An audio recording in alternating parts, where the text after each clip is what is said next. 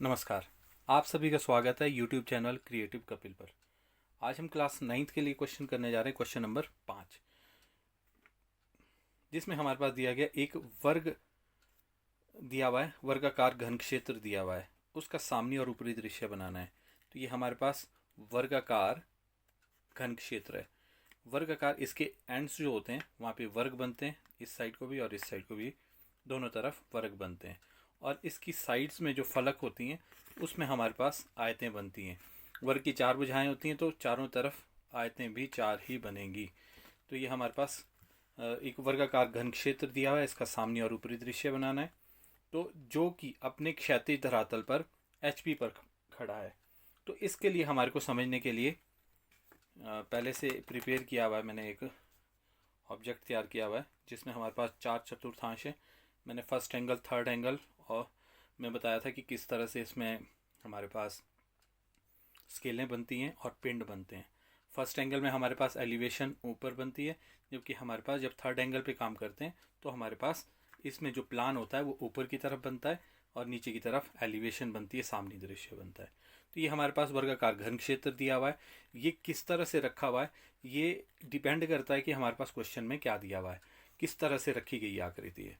तो ये हमारे पास वर्गाकार घन क्षेत्र है, इसका सामने और ऊपरी दृश्य बनाना है। इसकी क्षैतिज धरातल पर, कहते हैं कि क्षैतिज धरातल पर खड़ा है और वर्ग की एक भुजा ऊर्ध्वाधर धरातल के समानांतर। वर्ग की 4 भुजाएं, 4 में से एक भुजा किसके समानांतर है, इसके इस तरह से इस ऊर्ध्वाधर धरातल के समानांतर है। अगर ये एक भुजा ऊर्ध्वाधर धरातल के समानांतर है तो ये हमारे पास चारों के चारों भुजाएं इस ऊर्ध्वाधर धरातल के समानांतर है। मैं इसको घुमा के बताने की कोशिश कर रहा हूँ। ये हमारे पास क्षैतिज ऊर्ध्वाधर धरातल है, तो ये हमारे पास ऊर्ध्वाधर धरातल के ऊपर ये हमारे पास इस तरह से वर्ग बना हुआ दिखाई देगा। और जबकि हम इसको जो इसका क्षैतिज धरातल है उस पर देखने की कोशिश करते हैं, ये उस पर किस तरह से नज़र आता है। तो ये हमारे पास इस तरह से जो हमारे पास क्षैतिज धरातल है उस पर ये इस तरह से आयत बनी हुई दिखाई देगी। जबकि दूसरी साइड देखें तो हमारे पास ये वर्ग दिखाई देगा। देख रहे हैं, ये देख पा रहे होंगे। ये हमारे पास ये मॉडल है, मॉडल से हम समझाने की कोशिश कर रहा हूँ। ये हमारे पास ये आयत, ये वर्ग इस तरह से दिखाई देगा हमारे पास ऊर्ध्वाधर धरातल पे। और जैसे ही हम इसकी क्षैतिज धरातल को देखेंगे, ये क्षैतिज धरातल था तो ये इस पे हमारे को आयत नजर आएगी। तो ये हमारे पास 2 धरातल हैं, ये हमारे पास ऊर्ध्वाधर है और ये क्षैतिज धरातल। इस आकृति को हम बनाने की कोशिश करते हैं। हमने XY रेखा ले ली हुई है।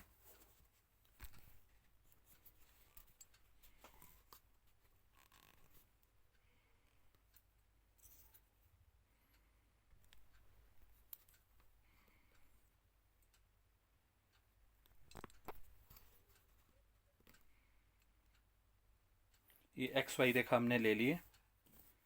XY रेखा जो इसके ऊपर की तरफ क्षैतिज धरातल बनेगा और नीचे की तरफ हमने वर्टिकल प्लान अर्थात ऊर्ध्वाधर धरातल पे हमारे पास किस तरह से वो आकृति बन के आएगी। तो हमारे पास इसमें दिया हुआ है 3 सेंटीमीटर भुजा दी हुई है। तो हमने 3 सेंटीमीटर पे निशान लगा ली, क्योंकि ये भुजा समानांतर है तो हमने इसके 3 सेंटीमीटर के ऊपर निशान लगा दिया है। अब ये हमारे पास 90 डिग्री पे आए तो इसके लिए हमारे पास कार्य करने के लिए हमारे पास एक सेट स्क्वायर होता है और दूसरा D होती है, जिसकी सहायता से हम 90 डिग्री के कोण अच्छे से बना सकते हैं। तो मैं दोनों से कोशिश करूँगा कि किस तरह से हम प्रोजेक्शंस ले सकते हैं। ये हमने लगा दिया। अब इसको हम नीचे ऊपर चाहे जहाँ भी इसको घुमा सकते हैं। ये देखिए, जब भी प्रोजेक्शन की बात आती है तो हम इसको सेट स्क्वायर से ही करने की कोशिश करते हैं। 1 सेंटीमीटर नीचे छोड़ के फिर हमारे को उस आकृति को बनाना होता है, क्योंकि नहीं तो ये अदरवाइज हमारे क्षैतिज धरातल को ही स्पर्श करेगी। तो हमने क्या करना है, 90 डिग्री का एंगल बनाना है। ये D से भी बताने की कोशिश कर रहा हूँ। ये हमारे पास 90 के एंगल पे है।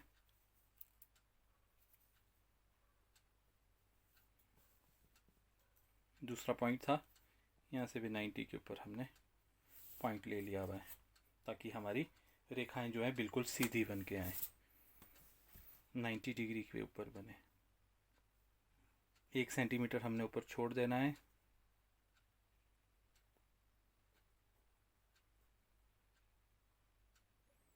और नीचे की तरफ हमारे पास 3 सेंटीमीटर था।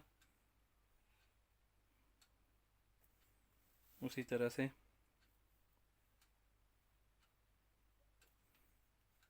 ये हमारे पास 1 सेंटीमीटर का हमने गैप छोड़ दिया है।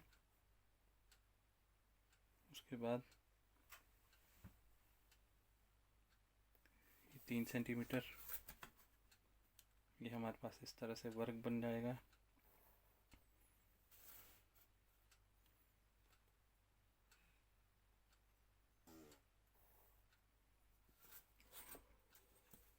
उसी तरह से इसके प्रोजेक्शंस ले जाने। प्रोजेक्शंस के लिए फिर हम इसका सेट स्क्वायर का भी उपयोग कर सकते हैं।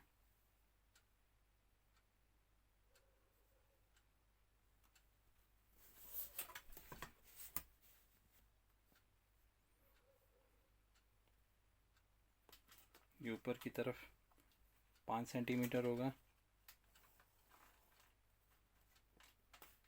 सेकेंड पॉइंट की तरफ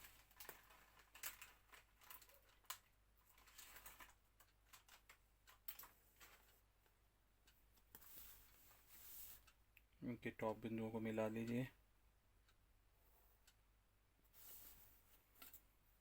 अब इनके नाम रख लेते हैं, ए, बी, सी और डी। ए के साथ हमारा आ जाएगा ए डैश, नीचे डी था तो डी डैश भी इसी के साथ ही पीछे को होगा। ये बी था, ये बी डैश आ गया। ये सी था तो इसी के साथ सीध में सी डैश भी आ जाएगा। ये वर्ग के वो हिस्से हैं ए बी सी डी। तो ये जब हम इसको ऊपर की तरफ करेंगे तो ये ए और बी दोनों सामने की तरफ आ जाएंगे, ए डैश बी डैश और सी डैश पीछे की तरफ रहेंगे, ये इस तरह से। तो ये हमारे पास इसका सामने दृश्य होगा जो हमारे को वर्टिकल प्लेन पे दिखाई देगा। ये हमारे पास ऊपरी दृश्य है जो हमारे पास प्लेन की बात करते हैं, ये हमारे को प्लेन में इस तरह से नज़र आएगा। दोबारा से इसको मॉडल से समझाने की कोशिश करता हूँ।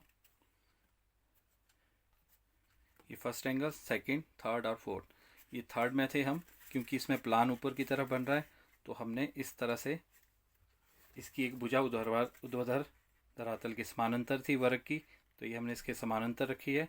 तो ये हमारे पास जो ऊर्ध्वाधर धरातल है उस पर हमारे को वर्ग नज़र आ रहा है, देख पा रहे होंगे।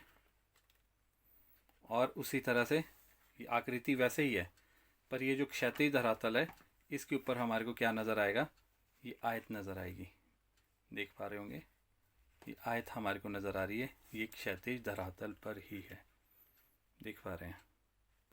और सामने की तरफ ये हमारे पास ऊर्ध्वाधर धरातल पे वर्ग नज़र आ रहा है।